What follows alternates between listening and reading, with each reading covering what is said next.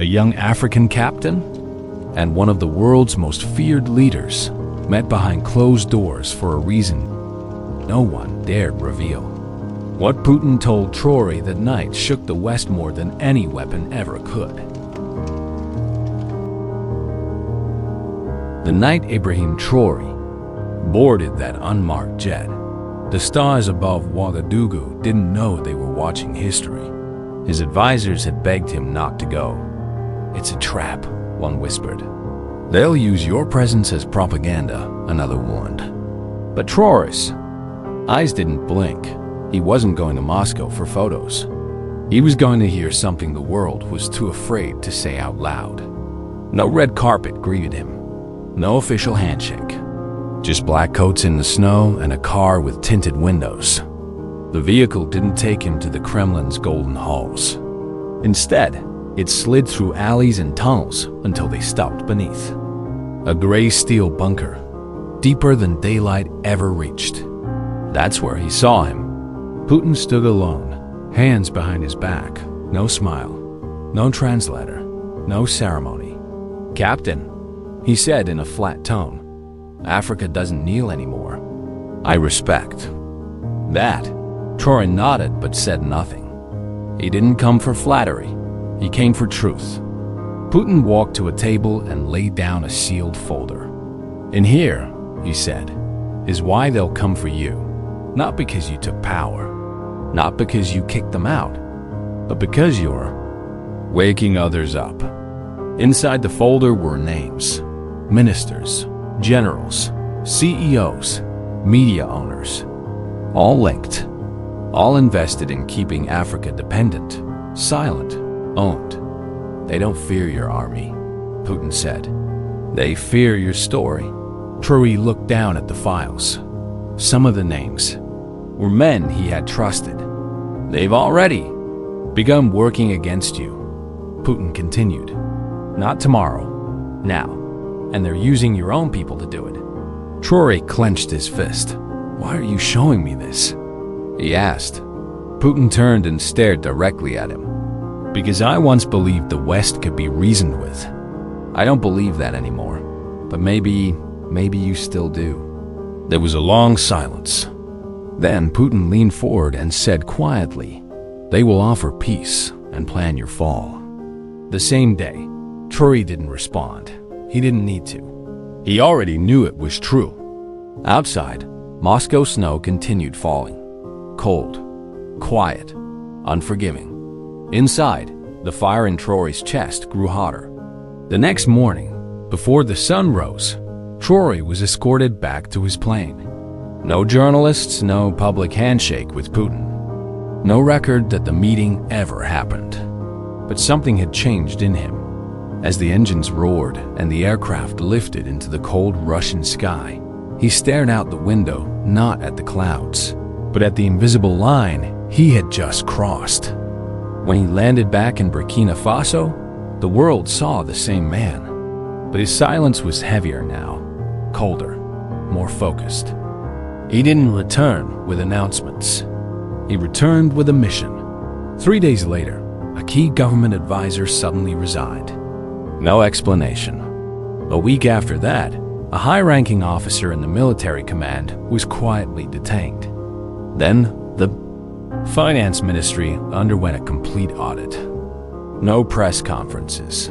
Just motion quiet and exact. Whispers spread. Something had shifted.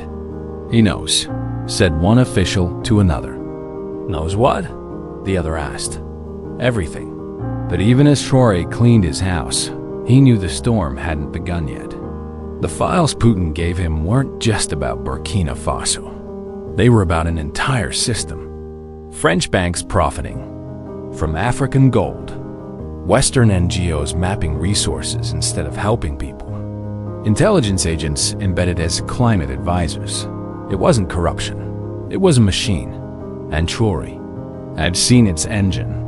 One night, while meeting with a trusted group of young commanders, he told them, they won't attack with tanks. They'll attack with headlines, with rumors, with fear. And when that doesn't work, they'll find someone close to me. The room went quiet. One of them, barely 27, asked, "And what do we do when that happens?" Traoré looked at him. "We don't flinch." But deep down, he knew. Loyalty could fade when bullets whispered more than promises. A week later, it began.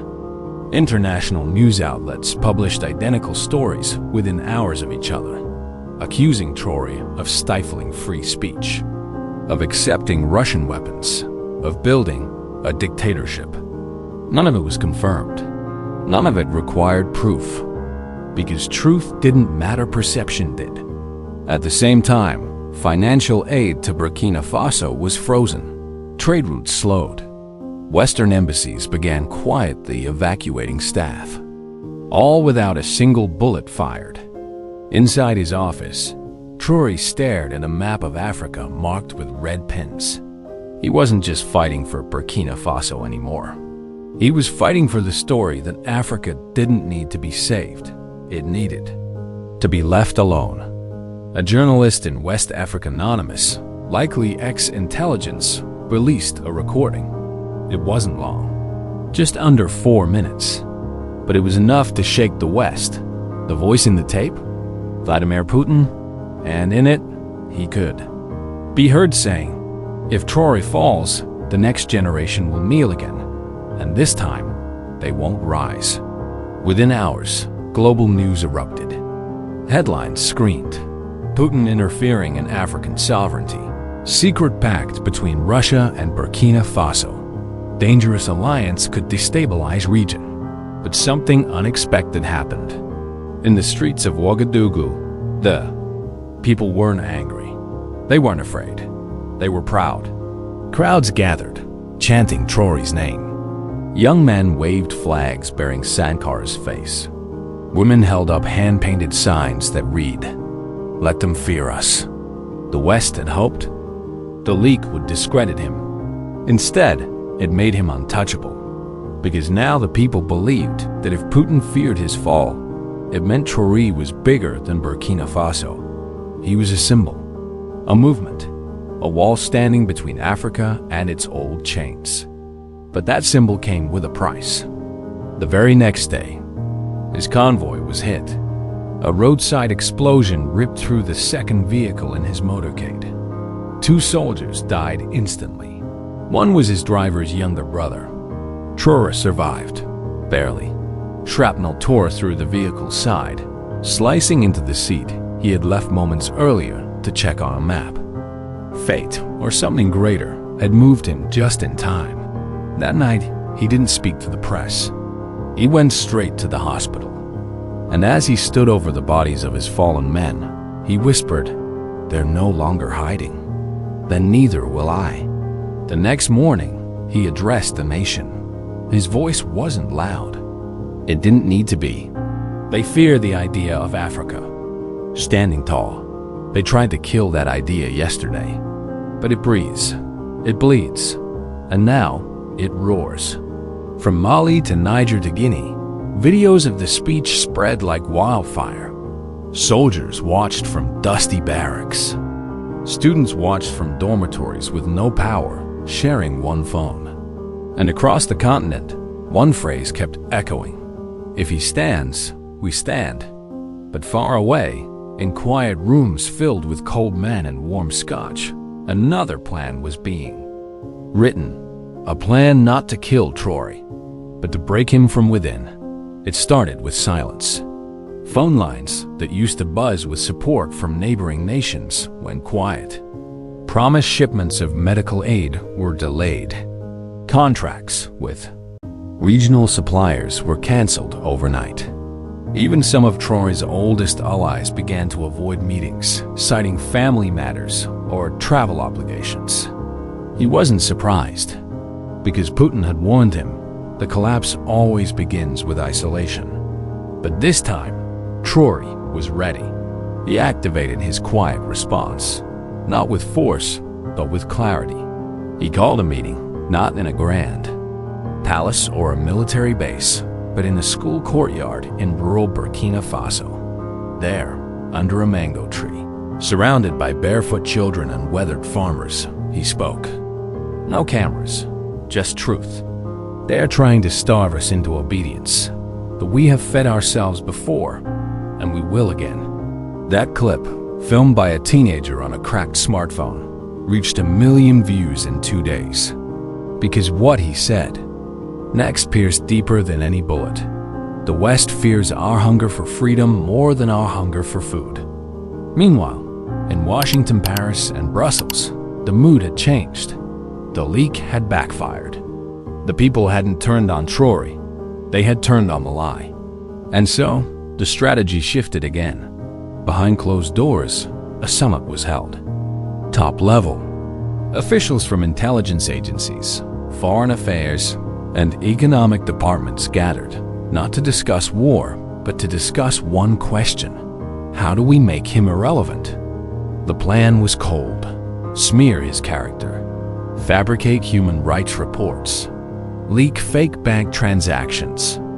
Suggest betrayal of the very people who supported him. But as they typed and plotted, one thing remained beyond their control. The loyalty of the poor, because Traoré didn't rule from marble halls. He ruled from muddy streets, from rice fields, from the places no Western suit had ever stepped. One day, while visiting a drought-hit village, a young boy asked him, "Are they going to take you away too?" He knelt, looked the boy in the eye, and answered, "Only if you forget what I said." And that more than any army became his shield. Because even if Traoré disappeared tomorrow, his voice had already been multiplied in millions. His face now painted on the backs of buses, carved into school desks, printed on cheap plastic bags in markets across the Sahel. They could silence him, but they couldn't unspeak what he had already said. One night, as Traoré sat alone in his office, a call came through. No name, just a signal one he recognized. He answered, and the voice on the other end spoke without greeting. "They've started the final phase. Your inner circle isn't as tight as you think." Then the line went dead. He didn't need to ask who it was. It was one of Putin's people, shadowed, silent, precise. Within hours, Traoré ordered a full internal security sweep. Phones confiscated, movement logs pulled, meeting recordings reviewed. And there it was clear as fire. One of his closest military aides had been approached. Not threatened, offered a new life, a foreign bank account, an exit plan. All for one action. Disable Traoré's convoy GPS for 12 minutes on a specific route. The same route he barely survived 2 weeks earlier. He didn't speak, didn't scream. He just walked to the window and stood in silence for nearly half an hour. Then he turned and said calmly to his chief of security, "This is not betrayal. This is what happens when hope is not louder than fear." The aide was arrested, quietly, no press release, just gone. And that night, Traoré wrote a letter, not for his government, for his people. "If I fall, it won't be from a bullet. It will be because we let fear speak louder than love." He left it sealed, with instructions to release it only if he died. But death wasn't coming just yet, because a new message was on its way, one even more dangerous than the first. Smuggled out of Moscow through coded diplomatic channels. Carried by hand, trusted to no digital trace. It wasn't a warning this time. It was a blueprint. An entire strategy how to reroute financial dependence away from Western aid. How to trade oil, gold, and grain through barter alliances. How to build a resource-led rebellion that no sanction could break. And at the bottom of the final page, a handwritten note. "This is not Russian. This is survival. Use it or vanish." The message wasn't signed, but the handwriting was unmistakable. Traoré stared at it for a long time, then quietly locked it in a drawer. The next morning, he announced something no one expected. A nationwide push to return to traditional farming systems. Barter markets in rural areas, local food cooperatives, import bans on luxury foreign goods. To the West, it looked primitive, desperate. To the people, it looked like freedom. Because for the first time, they weren't being told what to buy. They were being told what they could build. The West responded fast. A sudden press conference in Brussels. The speaker, a sharp-suited official, looked straight into the camera and declared Traoré's actions a clear slide into authoritarianism. Sanctions were widened. Foreign investments pulled. Access to international loans revoked. Burkina Faso, they said, was now a hostile state. But on the ground, something else was happening. Markets didn't collapse, they adapted.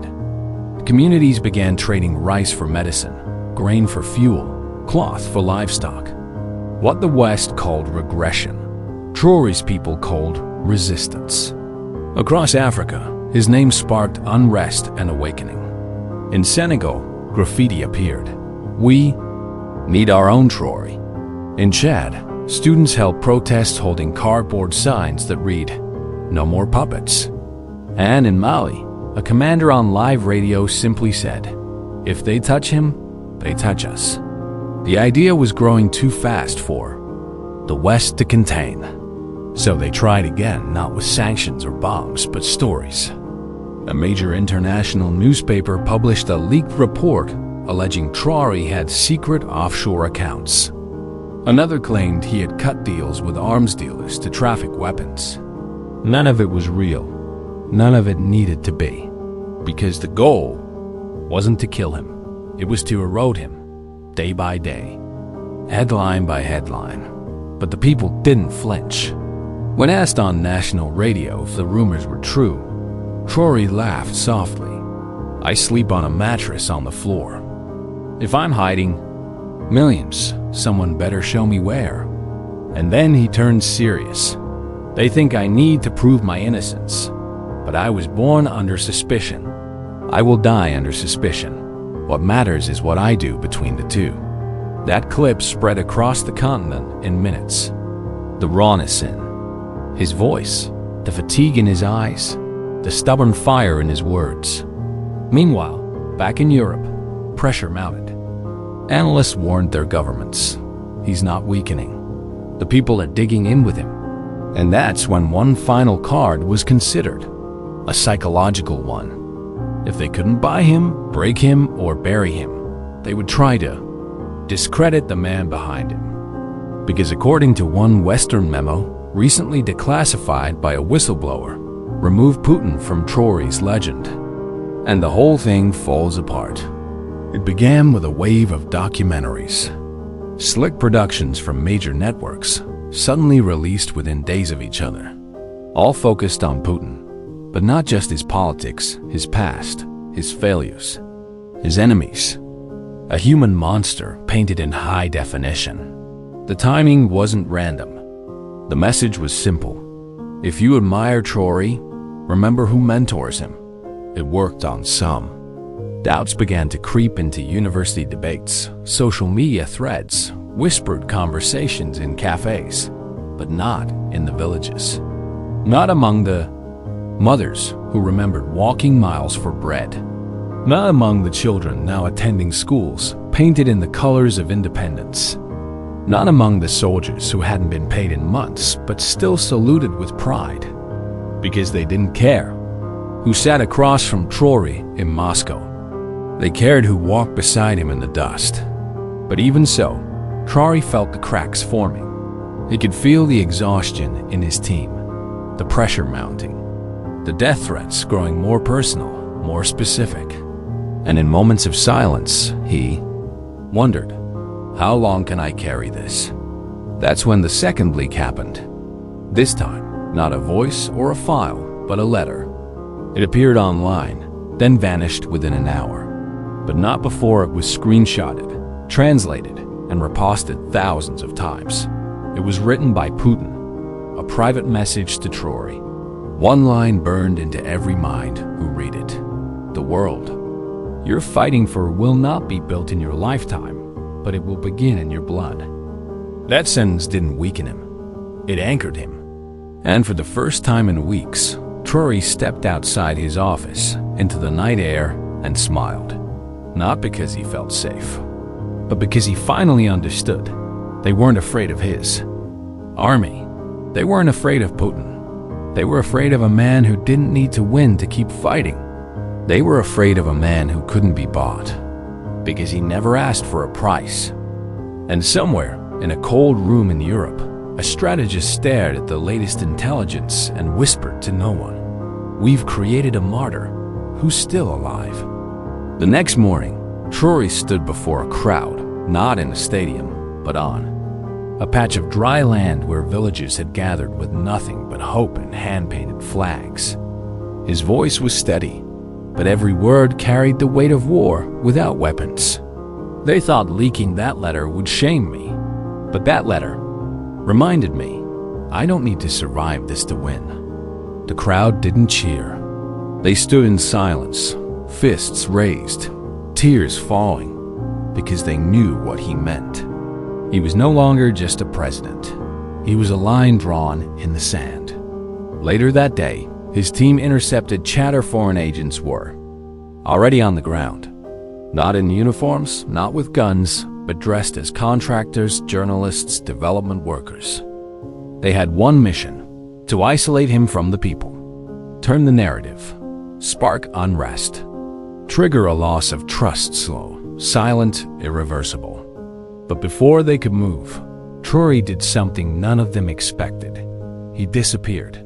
For 5 days. No one saw him, no broadcasts, no official statements. Rumors spread. Had he been taken? Killed? Escaped? Then, on the 6th day, a single image surfaced.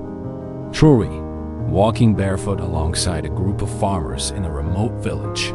No guards, no convoy, no speech, just a man, listening. It shattered the silence like thunder, because in a world of leaders who hide behind power, he had chosen to vanish into the arms of the people.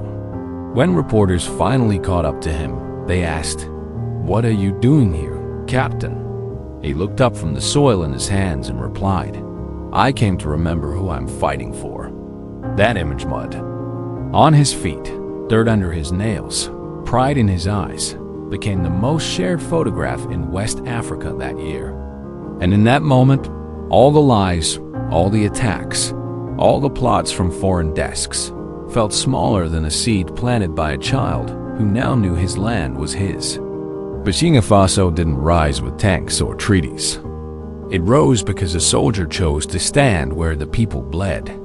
And the world, despite all its power, couldn't do anything. But watch. They tried everything. Sanctions, smears, silence, even whispers of assassination. But Traoré didn't fall, because he hadn't built his power on politics. He had built it on pain shared, carried, and never forgotten. One evening, as the sun set over a village clinic built with local hands and no foreign funding, a mother held her newborn and said to the nurse, "He won't know the fear we grew up with. He will only know dignity." That was the victory. Not the headlines, not the speeches, but a single child, born in freedom, cradled in courage. Behind closed doors, the West finally admitted it. We lost the narrative. He didn't just survive. He rewrote the rules. And Putin, he never called again. He didn't need to, because the seed he planted was no longer his. It belonged to Africa now.